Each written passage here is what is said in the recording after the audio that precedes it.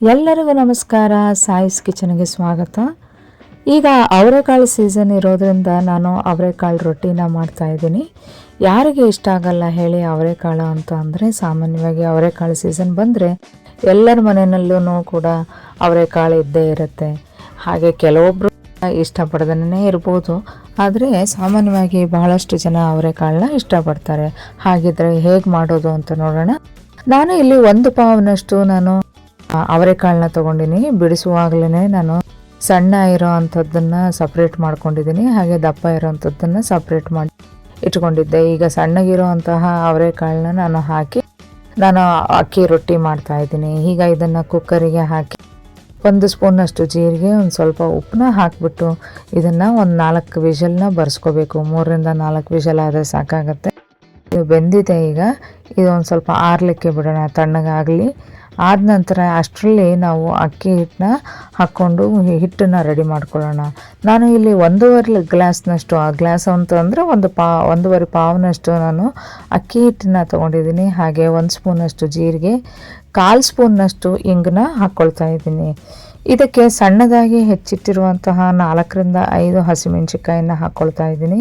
ಹಾಗೆ 1 ಸ್ಪೂನ್ನಷ್ಟು ಕರಿಬೇವನ್ನ ಹಾಕ್ಕೊಂಡಿದ್ದೀನಿ, ಸಣ್ಣದಾಗಿ ಹೆಚ್ಚಿರುವಂಥ 1 ಕ್ಯಾರೆಟು, 1 ಹಿಡಿ ಕೊತ್ತಂಬರಿ ಸೊಪ್ಪು ಸಣ್ಣದಾಗಿ ಹೆಚ್ಚಿರುವಂಥದ್ದು, ಹಾಗೆ 1 ಹಿಡಿಯಷ್ಟು ನಾನು ಹಸಿ ಕಾಯಿ ತುರಿನ ಹಾಕ್ಕೊಂಡಿದ್ದೀನಿ. ಹಾಗೆ ಬೇಯಿಸಿರುವಂತಹ ಕಾಳನ್ನು ಹಾಕಿ ಚೆನ್ನಾಗಿ ನಾನು ಈಗ ಕಲಿಸ್ಕೊಳ್ತೀನಿ. ಈಗ ರುಚಿಗೆ ತಕ್ಕಷ್ಟು ಉಪ್ಪನ್ನು ಕೂಡ ಹಾಕ್ಕೊಳ್ತಾ ಇದ್ದೀನಿ. ಉಪ್ಪು ನೋಡಿ ಹಾಕ್ಕೋಬೇಕು. ನಾವು ಕಾಯಿನ ಬೇಯಲಿ ಅಂತನೂ ಹಾಕ್ಕೊಂಡಿದ್ವಿ, ಉಪ್ಪು ಹಿಡೀಲಿ ಅಂತ ತರಕಾರಿಗೆ. ಈಗ ಇದನ್ನು ಚೆನ್ನಾಗಿ ಕಲಿಸ್ಕೊಳ್ಳೋಣ. ಈಗ 1/2 ಸ್ಪೂನ್ ಸಕ್ಕರೆ ಕೂಡ ಇದಕ್ಕೆ ಹಾಕ್ಕೊಂಡಿದ್ದೀನಿ. ಈಗ ಇದಕ್ಕೆ ನಾವು ಬೇಯಲಿಕ್ಕೆ ಇಟ್ಟಿರುವಂತಹ ನೀರನ್ನೇ ಫಸ್ಟು ಉಪಯೋಗಿಸ್ಕೊಳ್ತೀನಿ ನಾನು. ಈ ಸಾಕಾಗಿಲ್ಲ ಅಂತ ಅಂದರೆ ನಾವು ಬೇರೆ ನೀರನ್ನ ಹಾಕ್ಬಿಟ್ಟು ಚೆನ್ನಾಗಿ ಕಲಿಸ್ಕೋಬೇಕಾಗತ್ತೆ.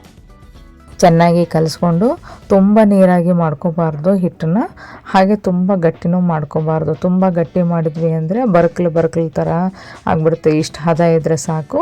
ಇಷ್ಟು ಮೆತ್ತಗೆ ನಾವು ಮಾಡ್ಕೊಳ್ಳೋಣ. ಅಷ್ಟರಲ್ಲಿ ಒಂದು ಚಟ್ನಿ ಮಾಡ್ಕೊಳ್ಳೋಣ. ನಾನು ಇಲ್ಲಿ ಕಡಲೆಬೇಳೆ ಚಟ್ನಿ ಮಾಡ್ಕೊಳ್ಳೋಣ ಅಂತ ಅಂದ್ಕೊಂಡಿದ್ದೀನಿ. ಹಾಗೆ ಇದಕ್ಕೆ ಒಂದು ಬಟ್ಲು ಅಂದರೆ ಒಂದು 5-6 ಸ್ಪೂನ್ನಷ್ಟು ನಾನು ಕಡಲೆಬೇಳೆನ ಹಾಕ್ಕೊಂಡಿದ್ದೀನಿ. ಹಾಗೆ ಒಂದು 5ರಿಂದ 6 ಮೆಣಸಿನ್ಕಾಯಿ ಹಾಕ್ಕೊಂಡಿದ್ದೀನಿ. ಹಾಗೆ ಒಂದು ಸ್ವಲ್ಪ ಕರಿಬೇವನ್ನು ಹಾಕ್ಕೊಂಡಿದ್ದೀನಿ. ಇಲ್ಲಿ 1 ಕಾಯಿ ಹೋಳು ನಾನು ಕಾಯಿ ತುರಿನ ಹಾಕ್ಕೊಂಡಿದ್ದೀನಿ, ಹುಣಸೆ ಹಣ್ಣು ಹಾಕ್ಕೊಂಡಿದ್ದೀನಿ. ಹಾಗೆ ಇದನ್ನು ಕೂಡ ಅಷ್ಟೇ ಕಂದು ಬಣ್ಣ ಬಂದಿರೋ ಅಂಥ ಕಡಲೆಬೇಳೆನ ನಾನು ಇದಕ್ಕೆ ಹಾಕಿ ಹುರ್ಕೊತಿದ್ದೀನಿ. ಅದಕ್ಕೆ 1 ಸ್ಪೂನಷ್ಟು ಉಪ್ಪು ಹಾಗೆ ಬೆಲ್ಲನೂ ಹಾಕಿ ಮೊದಲು ಪುಡಿ ಮಾಡ್ಕೊಳ್ತೀನಿ. ಹಾಗೆ ಅದಾದ ನಂತರ ಅದಕ್ಕೆ ಸ್ವಲ್ಪ ನೀರನ್ನ ಹಾಕಿ ಮಿಕ್ಸಿನಲ್ಲಿ ಮಾಡ್ಕೊತೀನಿ. ಈ ಚಟ್ನಿ ಯಾವಾಗಲೂ ಒಂದು ಸ್ವಲ್ಪ ಖಾರವಾಗಿರಬೇಕು, ಹಾಗೆ ಒಂದು ಸ್ವಲ್ಪ ಹುಳಿ ಮುಂದೆ ಇದ್ದರೆ ರುಚಿಯಾಗಿರುತ್ತೆ. ಇದನ್ನು ಅನ್ನಕ್ಕೂ ಕೂಡ ಕಲಿಸ್ಕೋಬೋದು, ಚಪಾತಿ, ದೋಸೆ, ಪೂರಿ ಎಲ್ಲದಕ್ಕೂ ರೊಟ್ಟಿಗೂ ಬರುತ್ತೆ. ಹಾಗಾಗಿ ಕಾಂಬಿನೇಷನ್ ಚೆನ್ನಾಗಿದೆ. ಈಗ ಇದಕ್ಕೆ ಒಗ್ಗರಣೆ ಮಾಡ್ಕೊಂಡಿದ್ದೀನಿ. ಸಾಸಿವೆ, ಇಂಗು ಮತ್ತು ಕರಿಬೇವುದು ಒಗ್ಗರಣೆ ಹಾಕ್ಕೊಂಡಿದ್ದೀನಿ. ಇದನ್ನು ಒಂದು ಪಾತ್ರೆಗೆ ಹಾಕ್ಕೊಂಡು ಆ ಒಗ್ಗರಣೆನ ಹಾಕಿ ಚೆನ್ನಾಗಿ ಮಿಕ್ಸ್ ಮಾಡ್ಕೊಳ್ತಾ ಇದ್ದೀನಿ. ಈಗ ಈ ಚಟ್ನಿ ರೆಡಿಯಾಗಿದೆ, ಕಡಲೆಬೇಳೆ ಚಟ್ನಿ ರೆಡಿಯಾಗಿದೆ. ಈಗ ನಾವು ರೊಟ್ಟಿನ ತಟ್ಕೊಳ್ಳೋಣ. ಈಗ ನಾವು ಹಿಟ್ಟನ್ನ ಕಲಸಿ ಇಟ್ಟಿದ್ವಲ್ವ, ಆ ಹಿಟ್ಟನ್ನು ನಾನು ಈಗ ಒಂದು ಸ್ಪೂನಷ್ಟು ಬಾಣಲೆಗೆ ಎಣ್ಣೆ ಹಾಕ್ತಾಯಿದ್ದೀನಿ. ನೀವು ಬಾಣಲಿನಲ್ಲಾದರೂ ತಟ್ಕೋಬೋದು ಅಥವಾ ತವದಲ್ಲಾದರೂ ತಟ್ಕೋಬೋದು. ನಾನು ಬಾಣಲಿನಲ್ಲಿ ತಟ್ಕೊತೀನಿ. ಸ್ವಲ್ಪ ಗರಿ ಬೇಕು ಅನ್ನೋ ಕಾರಣಕ್ಕೆ ನಾನು ಬಾಣಲಿನಲ್ಲಿ ತಟ್ಕೊತಾ ಇದ್ದೀನಿ.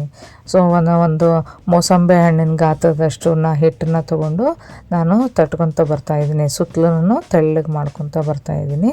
ತುಂಬ ತೆಳ್ಳಗೂ ಇರಬಾರ್ದು ಈ ಅವರೆಕಾಳು ರೊಟ್ಟಿ, ಅಥವಾ ತುಂಬ ದಪ್ಪನೂ ಇರಬಾರ್ದು.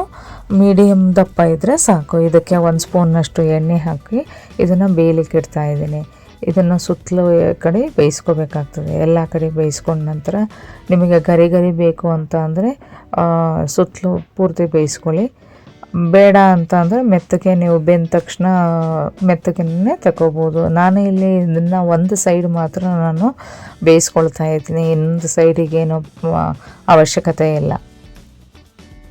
ಕೆಲವೊಬ್ಬರು ಅವರೆಕಾಳನ್ನ ಸಿಪ್ಪೆ ಸಮೇತ ತಿನ್ನಲಿಕ್ಕೆ ಇಷ್ಟಪಡಲಿಲ್ಲದವರು ನಾನು ಇನ್ನೊಂದು ಹಳೆ ವಿಡಿಯೋದಲ್ಲಿ ಹಾಕಿದ್ದೀನಿ. ಇದಕ್ಕೆ ಬಿಟ್ಟು ಆ ಬೇಳೆನೂ ಕೂಡ ಬೇಯಿಸ್ಕೊಂಡು ಅಥವಾ ಹಾಗೆ ಬೇಯಲಿಲ್ದಂಗೂ ನಾವು ತಟ್ಕೋಬೋದು. ಅದು ಕೂಡ ರುಚಿಯಾಗಿರ್ತದೆ. ಈ ಮಕ್ಕಳು ಈ ಅವರೆಕಾಳು ಸಿಪ್ಪೆ ಬಂತು ಅಂದರೆ ತಿನ್ನಲಿಕ್ಕೆ ಹಿಂದು ಮುಂದೆ ಮಾಡ್ತಾರೆ. ಅದ್ರ ಬದಲಾಗಿ ನಾವು ಹಿದಗಿರೋವಂತಹ ಬೇಳೆನ ಹಾಕಿಬಿಟ್ಟು ಕೂಡ ರೊಟ್ಟಿ ನಾವು ಮಾಡ್ಕೊಬೋದು, ರುಚಿಯಾಗಿರುತ್ತದೆ. ಈವನ್ ಮಕ್ಕಳು ಕೂಡ ತಿಂತಾರೆ. ಈಗ ನೋಡಿ ಇದು ಆಗ್ತಾ ಬರ್ತಾ ಇದೆ. ಈಗ ಇದು ಆಗಿದೆ ರೊಟ್ಟಿನ. ನಾವು ಇದನ್ನು ತೆಕ್ಕೊಳ್ಳೋಣ. ಈಗ ಸುತ್ತಲೂ ನಾವು ಯಾವಾಗಲೂ ರೊಟ್ಟಿನ ಬಿಡಿಸ್ಕೋಬೇಕಾಗುತ್ತೆ. ಗರಿ ಬೇಕು ಅಂದರೆ ಗರಿ ಮಾಡ್ಕೋಬೋದು, ಅಥವಾ ಮೆತ್ತಗೂ ಕೂಡ ಮಾಡ್ಕೋಬೋದು.